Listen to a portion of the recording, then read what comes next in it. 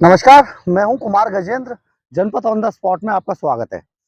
आज संसद के अंदर राज्यसभा में दिल्ली जो अध्यादेश है उसको रख दिया गया है पटल पर और उस पर बहस जारी है।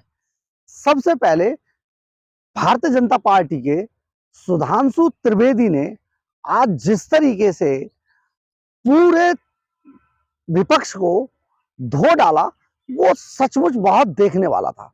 और सुधांशु त्रिवेदी जिस तरीके से बोल रहे थे, जिस तरीके से उन्होंने एक एक करके चीजों को इंगित किया, जब से आम आदमी पार्टी का जन्म हुआ तब से लेके उसके चाल, चेहरे और चरित्र सबका जिस तरीके से वर्णन किया, वो सचमुच बहुत ही सराहनीय था।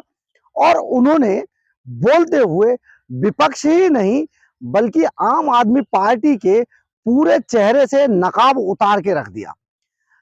राज्यसभा में उन्होंने जिस तरीके से बताया, 27 अक्टूबर 2013 को अरविंद केजरीवाल ने शीला दीक्षित के संदर्भ में एक ट्वीट किया था। उन्होंने इस ट्वीट का भी जिक्र किया। देखिए कितनी पुरानी बात थी, लेकिन रिकॉर्ड पे है क्योंकि तो सारी चीजें सामने आ जाती हैं। यानी कि हमारे जो कर्म हैं वो हमारे साथ साथ चलते हैं और वो हमारे सामने आते रहते हैं। तो ये जो ट्वीट था ये सचमुच उसका कर्म था, अरविंद केजरीवाल जी का। तो उन्होंने ये कहा इस ट्वीट के अंदर कि 27 अक्टूबर 2013 को अरविंद केजरीवाल ने एक ट्वीट किया था कि शीला दीक्षित के घर में, जो उस टाइम पे तत्कालीन मुख्यमंत्री हुआ करती थी दिल्ली की, उनके घर में 10 एसी लगे हुए हैं। 10 एसी लगे हुए हैं और वो 10 एसी के बीच में वो रहती है। कौन देता है इन 10 एसीओं का बिल, एयर कंडीशन का बिल? मेरी अंतर आत्मा रोने लगती है ये देखकर कि दिल्ली की 40% जो आबादी है वो झुग्गी झोपड़ियों के अंदर रहती है और शीला दीक्षित किस तरीके से जनता के गाड़ी कमाई से, टैक्स पेयर के पैसे से 10-10 एसीओ के बीच में रह रही हैं। ये बहुत जबरदस्त एक बात उन्होंने निकाल के इतिहास के पन्नों से सामने लाके रख दी, और वो भी राज्यसभा जैसे उच्च सदन के अंदर। कहने का मतलब यह है, सुधांशु त्रिवेदी ने कहा कि एक आदमी 27 अक्टूबर 2013 को दिल्ली की उस मुख्यमंत्री पर आरोप लगाता है जो दिल्ली के डेवलपमेंट के लिए पहचानी जाती हैं। आज तक जितना बड़ा इंफ्रास्ट्रक्चर दिल्ली के अंदर शीला दीक्षित सरकार के टाइम में खड़ा किया गया, अभी तक केजरीवाल उसको छू भी नहीं पाए हैं। और उसी उसी शीला दीक्षित पर आरोप लगाने के 10 एयर कंडीशन के ऊपर जो आरोप लगा रहे थे, आज वो 171 करोड़ रुपए के शीश महल में रह रहे हैं। ऐसा चरित्र है केजरीवाल का। इस इतना ही नहीं, 1-1 करोड़ रुपए के पर्दे लगे हैं उस शीश महल के अंदर। कबोर्ड 5-5 लाख रुपए के हैं और हर हर हर कमरे में एसी नहीं है, बाथरूम भी उनके एयर कंडीशन बनाए गए हैं। आप समझिए किस तरीके का चरित्र है अरविंद केजरीवाल जी का, कि वो एक समय पे किस तरीके से जनता को, भोली वाली जनता को बहलाते हैं, और दूसरे जब वो सत्ता में आ जाते हैं तो किस तरीके से सत्ता का सुख भोगते हैं। इतना ही नहीं, उन्होंने यहां तक भी कहा कि ये जो आदमी है, ये जो केजरीवाल है, ये जिस वक्त सत्ता में आ रहे थे, अन्ना हजारे का जो आंदोलन चल रहा था, उस वक्त उन्होंने कहा था हम सुरक्षा नहीं लेंगे, बंगला नहीं लेंगे, गाड़ी नहीं लेंगे, सिक्योरिटी नहीं लेंगे, और आज उन्होंने वो सारी सुविधाएं ले ली। इसके अलावा एक एक्स्ट्रा काम ये किया उन्होंने कि आज तक के इतिहास में 70 साल के जो देश का जो इतिहास है उसमें किसी मुख्यमंत्री ने अपने लिए शीश महल नहीं बनवाया। इस आदमी ने शीश महल भी बनवा लिया। जो गरीबों का मसीहा बन के आया था, आज वो शीश महल में रह रहा है। तो उन्होंने इस तरीके की बहुत सारी बातें की। राज्यसभा के अंदर एक और बचकानी हरकत हुई। आखिर राघव चड्ढा जी, क्योंकि अभी उनकी कोई उम्र नहीं है, राजनीतिक कोई अनुभव नहीं है, सिर्फ अपने पैसे के एनआरआई होने के दम पे वो यहाँ तक चंपूगिरी करके केजरीवाल साहब की वहां तक पहुंच गए किस्मत से। लेकिन आज जो वाहियात बात उन्होंने बोली वो सचमुच दिल्ली वालों के लिए शर्मिंदगी का विषय हो सकती है। आपको समझना होगा कि किस तरीके के आप नेताओं को चुनकर भेजते हैं दिल्ली के लोग जो सबसे पढ़े लिखे कहलाते हैं। उन्होंने कहा राज्यसभा के अंदर बोलते हुए, राघव चड्ढा ने कहा कि मैं आज इस सदन के अंदर जो बोल रहा हूं वो दिल्ली के 1.25 करोड़ 1.5 करोड़ लोगों के लिए नहीं बोल रहा हूं, मैं देश के 140 करोड़ लोगों के लिए बोल रहा हूं। आप समझिए कि उस आदमी को दिल्ली से कोई लेना देना नहीं है। अध्यादेश क्योंकि दिल्ली के लिए लाया जा रहा था, चर्चा दिल्ली के बिल पर हो रही थी और वो देश की बात कर रहे थे। आप जरा देखिए सुधांशु त्रिवेदी ने क्या बोला। इन्हें न पढ़ाई से मतलब है न लिखाई से मतलब है, इन्हें तो बस कमाई से मतलब है, और वो भी ऊपर वाली कमाई से। गुजरात में कांग्रेस का वोट हाफ कर दिया, पंजाब में इनका स्विच ऑफ कर दिया, दिल्ली में साफ कर दिया और आपने इनको माफ कर दिया। Doctor Sudhanshu Trivedi 20 minutes. माननीय सभापति महोदय, आज जब इस राष्ट्रीय राजधानी क्षेत्र विधेयक के ऊपर मैं समर्थन करने के लिए खड़ा हुआ हूं, तो पहले मैंने विपक्ष के विद्वान वक्ता महोदय का वक्तव्य सुना तो मुझे विचित्रता का अनुभव हुआ और संपूर्ण विपक्ष को देखकर विस्मय हो रहा है। विचित्रता इसलिए कि उन्होंने कहा कि I have not seen any parallel anywhere. तो मैं भी कहना चाहता हूं, ये पहली बार ऐसा हो रहा है कि किसी देश की राष्ट्रीय राजधानी में उस देश की केंद्र सरकार की शक्तियां, उससे अधिक शक्तियां किसी और की होनी चाहिए। मेरे विचार से दुनिया में ऐसा कोई दूसरा उदाहरण देखने को नहीं मिलेगा। So I support what Abhishek Manu Singhvi ji has said, I am unable to find parallel anywhere in the world. दूसरा विषय जो मैंने कहा कि विस्मय का अनुभव क्यों हो रहा है, अभी देखिए उन्होंने 2 बार सुपर सीएम प्रयोग किया कॉन्स्टिट्यूशनल पद पर बैठे हुए व्यक्ति के लिए। मगर महोदय, इस देश ने बगैर संवैधानिक पद पर बैठे हुए सुपर पीएम 10 साल तक देखा है। और मैं ये कह रहा हूं कि अभी मैंने कितना सुंदर सामंजस्य देखा कि उन्होंने कहा कि समय कम हो रहा है, तो आम आदमी पार्टी वालों ने कहा हम भी समय देने को तैयार हैं। सारे विपक्ष को देख के विस्मय होता है कि कांग्रेस पार्टी, जिसका कि 3 राज्यों में स्थिति यह रही कि गुजरात में वोट हाफ कर दिया, बिल्कुल बता रहे हैं, सुनिए तो, अरे सुनिए तो, बता रहे हैं।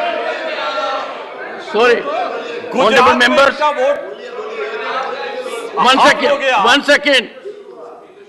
Dr. Abhishek Singhvi was heard in rapt attention. This is the decorum of the house. No. Yes, I am coming to that, sir. Let me do not get into disruptive mode. Doctor तो मैं कहना चाहता हूं कि ये लोग किस तरीके से आए हैं साथ में। अरे साहब, बहुत सारे शेर बोले तो ऑर्डिनेंस के पार्ट नहीं थे, हम भी बता रहे हैं आपको। I will have to name you. देखिए इनकी I will have to name you कि you have got it as a क्या शिद्दत दिख रही है एक दूसरे को सपोर्ट करने में। देखिए इनकी स्थिति ये, Gujarat we want decorous debate here. Doctor said many things, may be digestible, may be indigestible. Doctor Sudhanshu Trivedi, मैं सिर्फ ये कहना चाहता हूं कि गुजरात में कांग्रेस का वोट हाफ कर दिया, पंजाब में इनका स्विच ऑफ कर दिया, दिल्ली में साफ कर दिया और आपने इनको माफ कर दिया। और उसके माफी के बाद भी मुझे लगता है, अभिषेक मनु सिंघवी जी ने कहा था तो मैं भी ये कहना चाहता हूं, आप साथ में आए हैं दिल्ली के इस बिल पे, दिल्ली की जनता के लिए आए हैं या किसी और कारण से आए हैं, ये दिल्ली की समझदार जनता समझती है। तो मैं भी एक पंक्ति कहना चाहूंगा कि शाम तक सुबह की नजरों से उतर जाते हैं, इतने समझौतों पे जीते हैं कि जमीर भी मर जाते हैं। अब यह एक संवैधानिक विषय है। संवैधानिक विषय है कि यह जिस प्रकार से संविधान में लागू होना चाहिए, परंतु उसके साथ राजनीतिक टीका टिप्पणी की जा रही है, तो एक सैद्धांतिक विषय भी आता है। तो मैं संवैधानिक और सैद्धांतिक दोनों विषयों का जवाब दूंगा। I will reply both the constitutional and conceptual aspect. देखिए, माननीय गृह मंत्री जी ने लोकसभा में बहुत स्पष्ट किया था कि दिल्ली पूर्ण राज्य नहीं है, यह एक विशेष श्रेणी का यूनियन टेरिटरी है, यानी विशेष श्रेणी का संघ शासित राज्य है। वैसे मुझे लगता है संघ शब्द आते ही बेचैनी ज्यादा हो सकती है दूसरी तरफ, और संघ शासित से बेचैनी और हो सकती है, इसलिए मैं यूनियन टेरिटरी वर्ड प्रयोग करूंगा। It is a special category of union territory. और वैसे भी आजकल अंग्रेजी के प्रति मोह बहुत ज्यादा है, क्योंकि अपने गठबंधनों का भी नाम अंग्रेजी में ही ज्यादा रखा जा रहा है। संविधान में जो भाग 8 में उल्लिखित, वैसे तो जब मैंने टीवी चर्चा के दौरान कई बार विपक्ष के लोगों से INDIA का हिंदी फुल फॉर्म पूछा, तो पहले दिन तो लोग गूगल देख के भी नहीं बता पाए। खैर, अब मैं कहना चाहता हूं कि संविधान के भाग 8 में उल्लिखित प्रावधानों के अनुसार, अरे सुनिए बात, देखिए संविधान के भाग 8 में उल्लिखित प्रावधानों के अनुसार अनुच्छेद 239 से 242 तक संविधान में इस विषय का पूर्ण वर्णन है। अनुच्छेद 239AA में इसका विशेष प्रावधान किया गया है। यदि उसके क्लॉज को 239AA3B को देखें तो संसद को दिल्ली संघ राज्य यूनियन टेरिटरी से संबंधित किसी भी विषय पर कानून बनाने का पूरा अधिकार है। इसमें किसी भी प्रकार का कोई संशय नहीं है। सर्वोच्च न्यायालय के जिस निर्णय का बार बार उल्लेख किया जाता है और हमारे विरोधी उसको अपने हिसाब से प्रयोग करते हैं, उसमें भी बहुत साफ देख लें कि 105 पेज के उस निर्णय में कहीं पर भी सर्वोच्च न्यायालय ने संसद के द्वारा दिल्ली के बारे में कानून बनाए जाने के विषय के ऊपर किसी प्रकार की कोई टिप्पणी नहीं की है। इसके बाद भी न्यायालय के आदेश में पैरा 161 और 162 को कई बार उल्लेख किया जाता है, परंतु यदि पूरे संदर्भ में देखें तो पैरा 86, 95 और पैरा 164F को पढ़ें तो वहां पर संसद के द्वारा दिल्ली के संदर्भ में किसी भी विषय के ऊपर कानून बनाने की शक्तियों का विधिवत अनुमोदन है, कहीं पर निगेशन नहीं है। और स्पष्टता के साथ इसकी आवश्यकता क्यों थी? ताकि शासकीय आदेश को एक विधायी शक्ति भी मिल सके, एग्जीक्यूटिव ऑर्डर को एक लेजिस्लेटिव पावर भी मिल सके। इसलिए उस अस्पष्टता को दूर करने के लिए, to remove any an iota of suspicion, यह आवश्यक था। इसलिए मैं इस बिल का समर्थन करता हूं। अब कई बार लोग कहते हैं साहब अध्यादेश की आवश्यकता क्यों थी? वैसे तो माननीय गृह मंत्री जी ने भी इस विषय को लोकसभा में बताया था। अभिषेक मनु सिंघवी जी ने कहा कि 19 तारीख को अध्यादेश क्यों आया। शायद उन्हें ध्यान हो कि दिल्ली सरकार में जैसे ही चंद दिनों में ताकत मिली तो सबसे पहले किन फाइलों के बारे में, सतर्कता के साथ सतर्कता विभाग की फाइलों के बारे में कार्रवाई की गई। मीडिया में प्राप्त समाचारों के अनुसार सतर्कता सचिव ने यह रिपोर्ट किया कि रात 9 बजे मंत्री के द्वारा उनको कॉल किया गया, सुबह 3 बजे तक वह कार्रवाई चलती रही, 76 से अधिक फाइलें मंगाई गईं और उन्होंने उपराज्यपाल महोदय को यह आशंका भी व्यक्त की कि उसमें कई ऐसी फाइलें थीं जो कि गोपनीय थीं और उसके अनुसार उन फाइलों में किसी भी प्रकार की छेड़छाड़ भी संभव है। अब मुझे बहुत आश्चर्य होता है कि दिल्ली में बाढ़ आई तो दिल्ली फ्लड कंट्रोल अथॉरिटी की बैठक तो 2 साल से नहीं हुई, मगर विजिलेंस की फाइलें ओवरनाइट सर्च की गई। तो मेरे विचार से, और ये सर 16 और 17 मई की रात का था, तो मानी हुई बात है जब ऐसी परिस्थिति नजर आएगी तो उसके 1-2 दिन के अंदर अध्यादेश की आवश्यकता महसूस होगी। यहां मैं एक और बात भी कहना चाहता हूं कि ब्यूरोक्रेसी पर नियंत्रण की बात आम आदमी पार्टी की सरकार के द्वारा की जाती है, तो ये लोग तो अपनी एक पैरेलल ब्यूरोक्रेसी भी बना चुके हैं, क्योंकि अनेक प्रकार के समाचार पत्रों में आया है कि कई ऐसे लोग जो कि आम आदमी पार्टी के पदाधिकारी हैं, वो सरकारी पदों पर भी विद्यमान हैं और सरकारी पदों पर रहते हुए सरकारी शक्तियों का भी उपयोग कर रहे हैं। वैसे ये लोग बहुत दावा करते हैं कि इन्होंने बहुत सारी चीजें फ्री दिया, कुछ 100 रुपए दिल्ली की जनता को कुछ मामलों में फ्री मिला और अपने लोगों को कई मौकों पे, कई जगहों पे, दर्जनों से ऐसे लोग हैं जिनको लाख लाख 1.5 लाख की तनख्वाहें मिली। और यदि आरोपों को देखा जाए तो करोड़ों रुपए के घोटालों के आरोप हैं। एक कहावत होती है, माले मुफ्त दिले बेरहम। तो मैं कहना चाहूंगा इनकी तो स्थिति यह है कि माले मुफ्त दिले बेरहम, दिल्ली पे सितम और करोड़ों हजम। अब एक और बात जो ब्यूरोक्रेसी के नियंत्रण की बात है, तो मैं ध्यान दिलाना चाहता हूं, इस दिल्ली प्रदेश में एकमात्र ऐसा प्रकरण हुआ जो पूरे देश के इतिहास में बहुत विचित्र था कि दिल्ली के मुख्य सचिव ने दिल्ली के मुख्यमंत्री आवास के अंदर अपने साथ मैन हैंडलिंग का आरोप लगाया। मेरे विचार से पूरे भारत के इतिहास में ऐसा कोई उदाहरण नहीं होगा कि इस प्रकार की बात, इस प्रकार का आरोप लगा हो और वह भी मुख्यमंत्री की उपस्थिति में लगा हो। यह दर्शाता है कि ब्यूरोक्रेसी को नियंत्रण करने की जो छटपटाहट है उसमें वास्तविकता में वो फितरत क्या है। और मैं एक टेक्निकल पॉइंट कहना चाहता हूं, दिल्ली का कोई स्टेट कैडर नहीं है। जैसे राज्यों का कैडर होता है तो राज्य का मुख्यमंत्री उस कैडर को नियंत्रित करता है। जो आईएएस और आईपीएस अधिकारी होते हुए यूनियन टेरिटरी कैडर में आते हैं, जब वो सारे राज्यों में, सारी केंद्र शासित राज्यों में उनका स्थानांतरण हो सकता है, तो मैं आपके माध्यम से विपक्ष से पूछना चाहता हूं कि यदि दिल्ली के एक अधिकारी का ट्रांसफर गोवा होना है और दिल्ली के सीएम की उस पर एब्सोल्यूट अथॉरिटी होगी तो यह कैसे संभव हो सकता है। इसलिए यह आवश्यक है कि इस विषय के ऊपर केंद्र सरकार की शक्तियां परिभाषित हो। अब एक दूसरी बात भी है, दिल्ली में स्टेट कैडर भी नहीं है। यानी जैसे स्टेट पब्लिक सर्विस कमीशन होता है और राज्य के कैडर होते हैं, तो यहां भी दानिक्स कैडर है। यानी दानिक्स कैडर में भी 3-4 यूनियन टेरिटरी आती हैं, दमन दीव और अन्य। अब दानिक्स कैडर के एक अधिकारी की जरूरत यदि अंडमान में या दमन दीव में भी होगी और दिल्ली का मुख्यमंत्री यह तय करेगा, तो क्या यह संवैधानिक दृष्टि से उचित है? इसलिए मैं कहना चाहता हूं कि माननीय गृह मंत्री जी ने जो यह विषय रखा है वो पूरी तरीके से उचित है।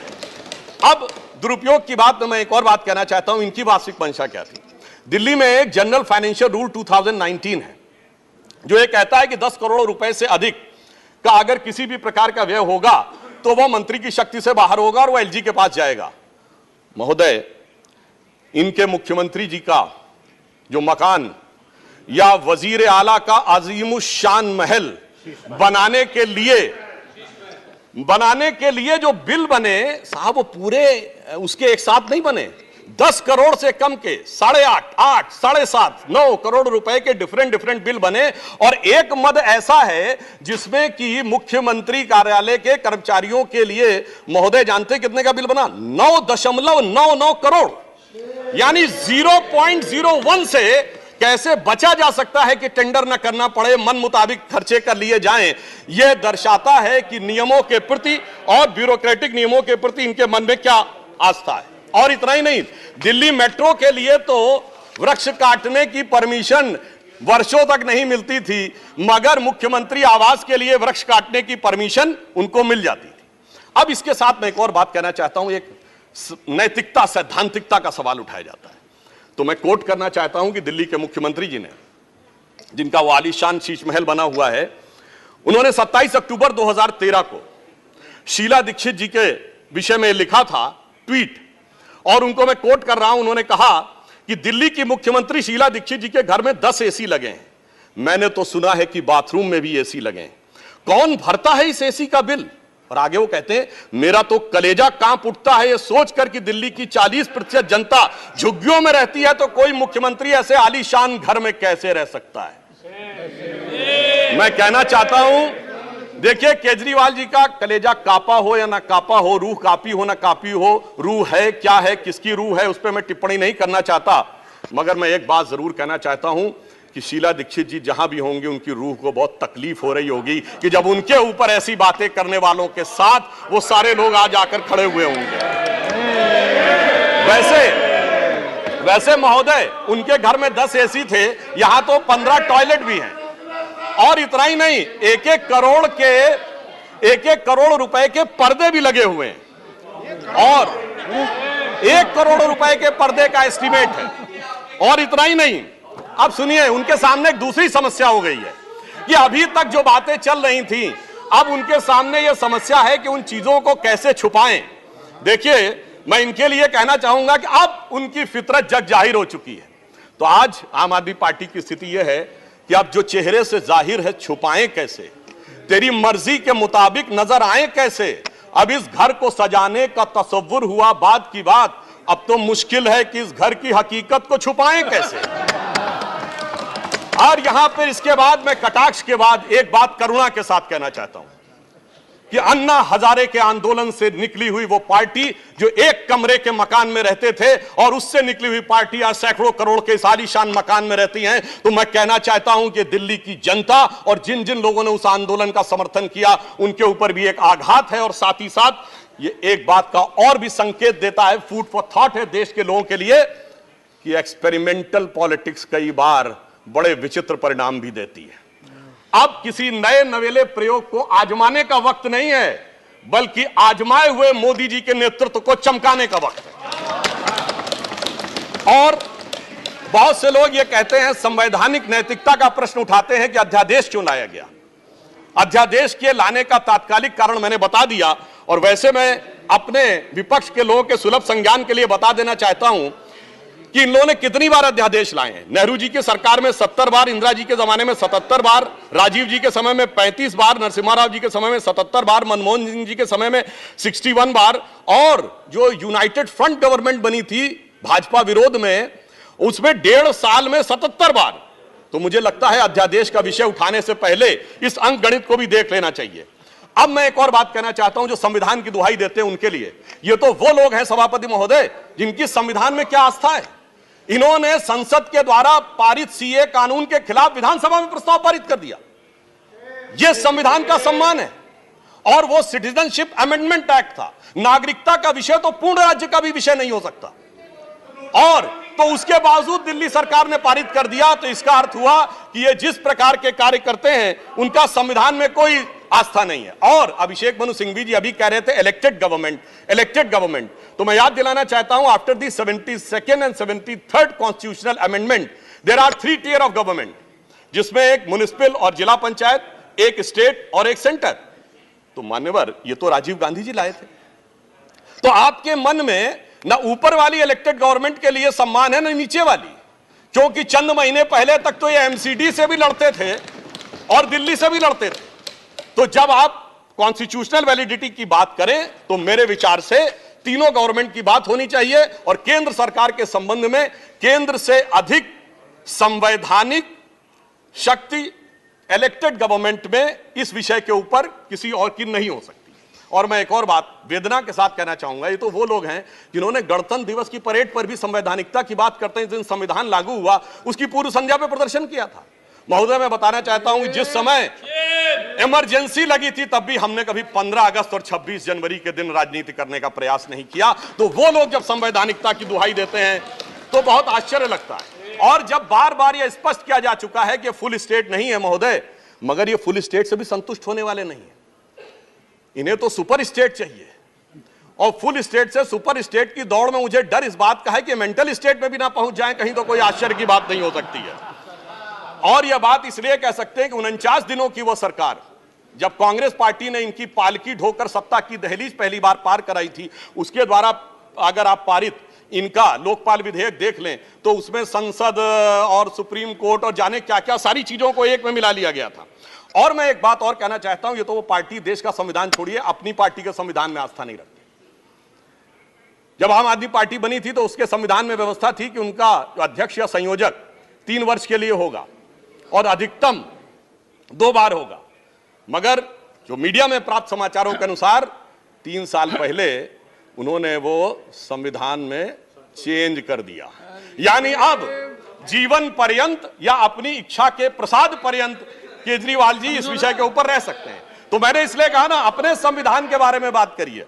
और मैं ये भी कहना चाहता हूं कि इन्होंने अपनी कार्यकारिणी में ऐसे भी प्रस्ताव पारित किए हैं संविधान के संदर्भ में कि साहब इनके यहां परिवार के भी कितने लोग काम कर सकते हैं, जो मेरे विचार से बड़ी बड़ी परिवार वाली पार्टियों ने भी कभी अपने पार्टी के प्रस्तावों में इन प्रस्तावों को नहीं पारित किया होगा। और मैं ये भी कहना चाहता हूं कि बहुत आश्चर्य लगता था कि जब ये इंडिया अगेंस्ट करप्शन के स्वरूप से आगे बढ़े थे, तब एक ही पंक्ति में बता देना चाहता हूं, क्योंकि जब आप इसकी बात करते तो क्या क्या नहीं था, कहां से बात शुरू हुई थी। हम राजनीति में नहीं आएंगे, फिर कसम खाते कांग्रेस का साथ नहीं लेंगे, फिर उसके बाद बंगला नहीं लेंगे, फिर शपथ खाते गाड़ी नहीं लेंगे, फिर शपथ खाते सुरक्षा नहीं लेंगे, और आज स्थिति यह है। मैं सिर्फ यह कहना चाहता हूं कि जितनी बातें ये कहते थे वो सारी चीजें आवश्यक हैं, मगर यह दर्शाता है, क्योंकि मैं किसी की सुरक्षा के प्रति खिलवाड़ करने की बात नहीं करता। पंजाब जैसा राज्य संवेदनशील है, वहां के मुख्यमंत्री के पास सुरक्षा होनी चाहिए, परंतु मैं सिर्फ यह कहना चाहता हूं कि यह इस बात में जो कहना चाहते हैं कि इन्होंने कितना बदलाव किया है मान्यवर, इसलिए कभी कभी इनके 10 वर्ष के अंदर चरित्र में इतना बदलाव, ये कहते सबसे जल्दी सत्ता में आए, महोदय, मैं कहना चाहता हूं, भारतीय जनता पार्टी और जनसंघ, हम 1951 बने, हमने 72 साल में कभी कांग्रेस से समझौता नहीं किया, इन्होंने 72 दिन में समझौता किया, तब ये सत्ता में आए। और इसलिए आज दिल्ली की जनता अपने को ठगा हुआ महसूस करती है। और शायद दिल्ली के लोग ये कह रहे होंगे कि मैं समझता था वो कितने मासूम थे, क्या से क्या हो गए देखते देखते। जिनको पत्थर से हमने बनाया सनम, वो खुदा हो गए देखते देखते। और मैं एक और बात भी कहना चाहता हूं संक्षेप में। मेरे विचार से इनको अध्यादेश पढ़ना चाहिए, संविधान पढ़ना चाहिए और दिल्ली का अधिनियम पढ़ना चाहिए, क्योंकि अपने को कहते हैं सबसे पढ़े लिखे मुख्यमंत्री। तो मैं ये भी बताना चाहता हूं कि ये सबसे पढ़े लिखे मुख्यमंत्री जो अपने को सबसे हाई क्वालिफिकेशन का नाज रखते हैं, 2-3 उदाहरण उनके ही बता देना चाहता हूं। जिस समय कोविड की वेव चरम के ऊपर थी, तब इन्होंने क्या कहा? इन्होंने कहा कोविड वैक्सीन का फार्मूला सारी कंपनियों को क्यों नहीं दे दिया जाता? मान्यवर, कोविड वैक्सीन तो छोड़िए, पैरासीटामोल जैसी जो दवा भी अमेरिका ने उस समय हमसे मंगाई थी। अब कोई पढ़ा लिखा व्यक्ति ये कह सकता है कि वो चूरन की तरह फार्मूला सबको दे दिया जाए? तो कभी कहते हैं कि यूट्यूब के ऊपर फिल्म क्यों नहीं लाद दी जाती है? अरे भाई, वो सरकार का अधिकार का क्षेत्र नहीं है। और फिर इतना ही नहीं, सिंगापुर में इनको बुलाया, इनविटेशन आता मेयर्स कॉन्फ्रेंस का, तो मुख्यमंत्री होते हुए जाना चाहते हैं। तो मेरे विचार से कम इनको थोड़ा पढ़ना लिखना चाहिए। और एक पढ़ने लिखने पे एक तथ्य मैं जरूर बताना चाहूंगा। जब न्यूयॉर्क टाइम्स अखबार में इनकी तारीफ निकली थी, तो इनके मुंह से निकल गया था कि दुनिया का सबसे बड़ा अखबार, और उसमें इतनी तारीफ निकलवाना आसान नहीं है। वैसे निकलवाना शब्द निकल गया था। मगर मैं पढ़े लिखे मुख्यमंत्री को यह भी बताना चाहता हूं महोदय कि न्यूयॉर्क टाइम्स दुनिया का सबसे बड़ा अखबार नहीं है, वो है यमुनी शिंबुन जापान का। अमेरिका का भी सबसे बड़ा अखबार वो नहीं है, वो यूएसए टुडे।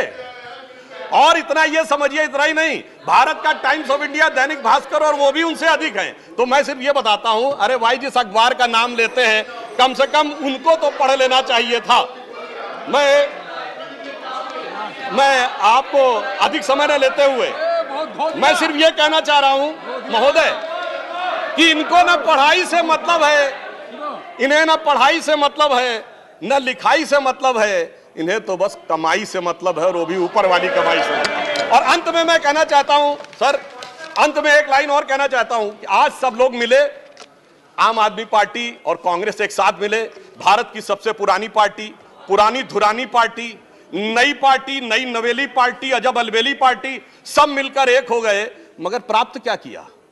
दोनों ने सिद्धांतों से समझौता किया, और कांग्रेस ने भी इतना सयाना दांव चला कि इन्होंने अगर उनका हाथ पकड़ के दिल्ली अध्यादेश पर समर्थन लिया हो तो अविश्वास प्रस्ताव ले आए, लीड उनको मिल गई। तो इसलिए मैं कहना चाहता हूं अंत में कि इन लोगों को आखिर में क्या प्राप्त हुआ, ये पंक्ति कह के समाप्त करता हूं कि इनको विधेयक भी नहीं मिला और सम्मान भी नहीं मिला, यानी इज्जत भी गई, बात भी नहीं मिली। तो एक पंक्ति कहता हूं, न तुम ही मिले, आप लोगों के लिए लागू है, न तुम ही मिले न मयस्सर तुम्हारी दीद हुई, दीद मतलब साइट, न तुम ही मिले न मयस्सर तुम्हारी दीद हुई, तुम ही कहो ये मुहर्रम हुई कि ईद हुई। सुखेंदु शेखर रे, श्री सुखेंदु शेखर। त्रिवेदी ने बड़े जोश के साथ और बहुत शेर शायरी के साथ उन्होंने बात की। त्रिवेदी ने शेर शायरी के साथ बहुत लंबी तकरीर की। अगर उसको उत्तर हमारे पास चतुर्वेदी है, अगर आप त्रिवेदी है तो हमारे पास चतुर्वेदी है। माननीय प्रतिपक्ष के नेताजी, नहीं, डॉक्टर अभिषेक सिंघवी ने कवि का काम ज्यादा किया, वकील का कम किया। कितना कवि का काम आपने किया। श्री सुखेंदु शेखर रे, 9 मिनट्स। आपने देखा होगा किस तरीके से सुधांशु त्रिवेदी ने इस पूरी पार्टी की ही कलई खोल के रख दी। ये बहुत ही कहा जाए कि ये बहुत शर्मसार करने वाला था। और जो केजरीवाल या विपक्ष जिस तरीके से इस बिल के ऊपर हंगामा मचा रहा है, उन्होंने कहा कई और यूटी है, कई और टेरिटरीज हैं, उनमें ऐसा नहीं होता है, लेकिन यहाँ केवल हो रहा है। तो ये काफी सोचने के लिए था कि दिल्ली की जनता को एक बार फिर से सोचना होगा कि हम किस तरीके के नेताओं को चुनते हैं। अपना वोट देकर छोटे से लालच के लिए हम कितना बड़ा अपना नुकसान कर लेते हैं। अगर आपको मेरी खबर अच्छी लगी हो तो इसे लाइक, सब्सक्राइब और शेयर जरूर कीजिएगा। जय हिंद, जय भारत।